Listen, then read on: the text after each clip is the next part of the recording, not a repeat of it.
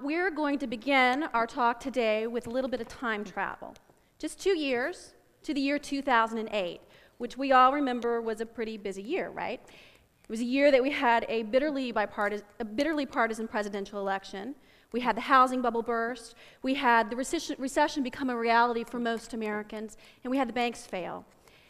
Against that backdrop, and right here in San Antonio, one woman, a social entrepreneur, has an idea. And it comes to her when she learns how a food bank is struggling to meet the demand. Supply has gone down, demand has gone up, and some people can't even afford the gasoline to make it to the food bank to get their food. And so this person creates an organization. She creates a nonprofit entity called the Dinner Garden, or thedinnergarden.org.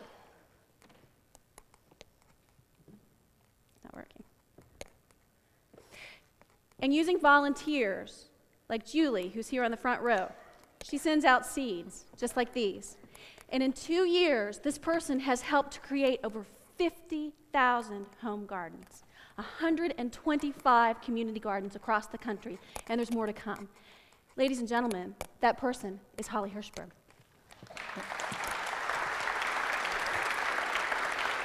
Thank you. Thank you. Now back again to 2008, we have Pamela Price, an award-winning journalist working freelance. She's also a historian. So while she's researching online things of interest to her, she comes across the topic of victory gardens. Victory gardens were gardens planted during wartime to help families supplement their food income. So Pamela was really interested in this, and it led her to start a blog online called redwhiteandgrew.com. She wanted to be able to connect gardeners with gardening information, which then led her to start a campaign here in Texas, a pro-garden campaign that's digfortexas.com. Now Pamela sees herself as the PR person for a good idea, a midwife for a movement. And what she does with redwhiteandgrew.com is find ideas that make a difference and connect them with the right people, the people who will make it happen. She gets the right ideas and puts them with the right people at the right time. Of course, Holly and I are just two people working on this movement. It's happening in places all across the country, from San Francisco to Chicago. Even here in San Antonio, there's a growing community and home garden movement. And the reason why we're doing that, a major reason, is we want more people to be food secure. Chances are, you know what the word hunger means, right? When people like Holly and I talk about being food secure or food security, we're saying that someone knows that they have a reliable, steady source of healthy, nutritious foods. We happen to think that gardens can be a big part of that solution, that they can help make people more food secure. But we need help from people like you like you in the audience and people at home who see this, to reach out and help to build a community of support around this idea. Holly's going to tell you now why it's important to the individual gardener, how it empowers her and sustains her both as a gardener physically and emotionally, mentally, to have that sense of self-efficacy. And then I'm going to come back and talk about building community. The role of a garden on families dealing with hunger, it's really important, because what it does is it makes the family more secure. And what we hear from our dinner gardeners all the time is that people who grow their own food, even if it's just a little bit, have a little bit more disposable income. What they would have spent on food, now they can spend on rent, or they can spend it on their pets or their medication, or put it away, a little bit of savings for the future. It also helps people get out into the community. People who haven't ever been able to do anything to give back now can. They get out in the community, they talk to people, they learn more about gardening, and they help their neighbors. One thing that we ask of dinner gardeners, and we don't ask a lot, one thing that we do ask is, if you grow something that you're not going to eat, donate it to someone who will. Take it to your nearest food pantry and give it to someone right there in your community who's struggling with food. Give it to your neighbor, give it to a friend. Another thing we ask is that people save seeds from the produce that they grow. Seeds are expensive. And when you grow produce, you will then produce your own seeds. And you'll have seeds to give. So people who can't afford to donate money to us can save their seeds and donate it back. And I'll tell you a good story about seed saving and how it works and the impact that it has. It starts with a tomatillo. About 2 years ago, I decided that I wanted to give tomatillo seeds to our Texas gardeners. Tomatillos are like tomatoes, kind of, and they are used in salsa, really delicious. Each tomatillo plant will grow a couple pounds of tomatillos, probably 20 to 50 tomatillos. They like heat, they like drought. It was a great thing to give away to our Texas gardeners. Well, I looked in the gardening catalog so that I could buy some seeds. Seeds are really expensive. So what I decided to do was go to the grocery store and buy a tomatillo for 15 cents. So I bought a tomatillo. It wasn't that one, but it was not unlike that one. I took the tomatillo, I took the seeds. Each tomatillo has a couple hundred seeds. And each seed, like I said, will grow a plant that will produce, a lot of tomatillos. So I took the seeds and I put some of those seeds in my front garden, because in my front garden, we grow 4 seeds at the dinner garden. And I take the seeds out and then I send them to other gardeners. So I put them in my garden for seeds. I pack a bunch up, and I sent them out to gardeners all over Texas. And then what was left, I took and I donated to a food pantry here in San Antonio, where they grow produce to supplement the food that they give to their clients, so their clients have fresh produce. We called this tomatillo the hardest working tomatillo in Texas, because the seeds from one 15-cent tomatillo produced hundreds of pounds of food to feed hungry people right here in Texas. And thank you. And you'll be happy to know that the ancestors of that tomatillo are still going strong. I have them growing in my yard. We'll save the seeds and we'll send them out again. So that story is an anecdote of what's possible in the garden.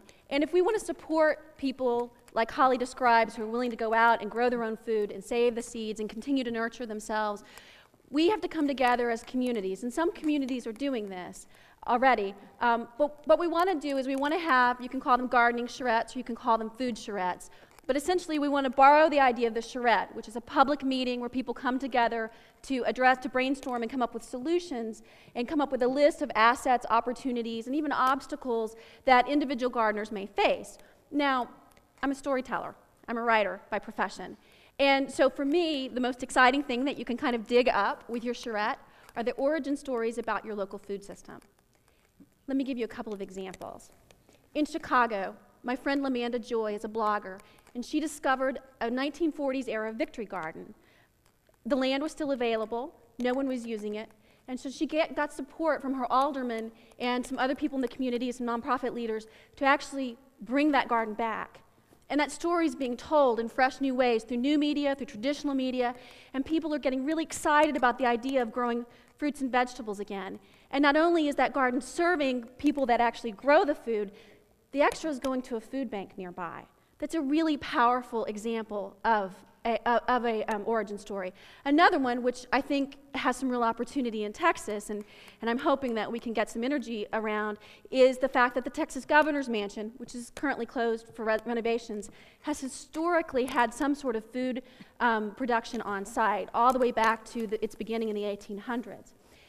Now, origin stories, I want you to discover those. I also want you to discover some of the assets and opportunities that you have in your community, which may include governmental agencies, county, parish extension offices that teach gardening, local gardening media, which could be the newspaper, it could be your PBS public television station that has gardening shows. It could be here in San Antonio. We have Millburgers Gardening South Texas, which is a great resource for people that are learning to grow their own fruits and vegetables. And basically, we want to capture all of this information, and I'll put what this is up on Red, White, and Groove for you people at home. And we want to celebrate it. We want to showcase it. We want to tell the story of what's available to help people in your community through Facebook, Twitter, newspaper, and on, so that these people feel really, our people, us, that we feel confident in growing and flourishing as gardeners. When we talk about putting in a community garden, or we talk to people about putting in a home garden, they do come up with these obstacles. And believe me, while they sound scary, these obstacles are not insurmountable. The main thing that we hear, with a community garden, you're going to be dealing with more laws and regulations and where you can grow and things like that. With a home garden, people are concerned that it's going to be too expensive, that it's going to take too much time. We hear from a lot of gardeners who say things like, how can you expect people to grow their own food when they don't even have money to buy food? Now, I know that we can look through those gardening catalogs and see all the amazing things, but we tell these people that, people have been growing their own food since long before there were gardening stores. You need dirt, You need water, you need sunlight, and you need seeds. And hey, guess what? We give you the seeds for free at dinnergarden.org. So that is a surmountable obstacle. That is not even an obstacle. You can absolutely grow your own food. The next thing we hear is people saying, I have a brown thumb. Everything I grow dies. Now, to these people, I say, you know what? I'm not a master gardener. I'm not a fabulous gardener. I'm an enthusiastic gardener, and you know what? The seeds do all the work. I can just stand there and feel magic when they grow. So we tell them, we connect them with resources, and the internet has really made it possible to connect our gardeners with the most current information. There's been a lot of research done in gardening, just like any other field, and now it is so amazing what you can do in a really, really small space. Some of the resources we use, one of them is worldfoodgarden.org. And worldfoodgarden.org was started by a lady named Eve Sibley, who is actually living in India right now, and who's the lady who introduced Pamela Price and I to each other, even though we both live in San Antonio and she lives in India.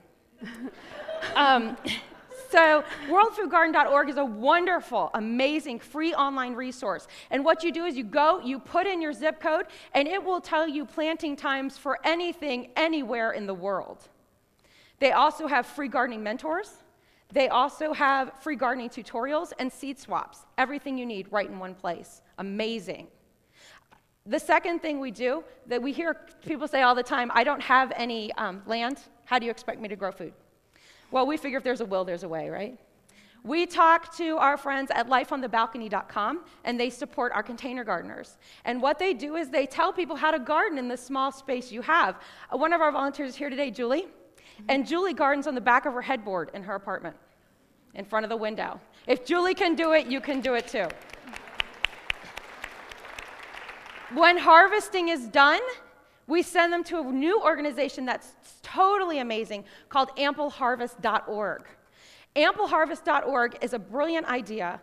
And what you do is you go to their website and you put in your zip code, and they connect you with the closest food pantry accepting donations of fresh produce. How amazing is that? Did you even know that the food pantry accepted donations of fresh produce? I didn't know that.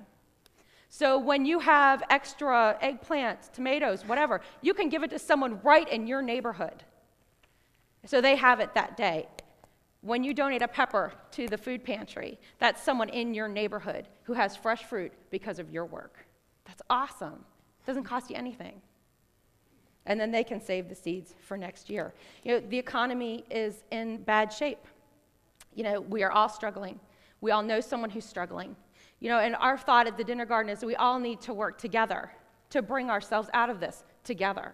If you can garden for your family, if you can garden for another family, then we're all going to be better off. We need to remember that with the exception of meat and dairy, food comes from the ground. And when we remember that food comes from the ground, we remember that the solution to hunger is in your backyard. Thank you.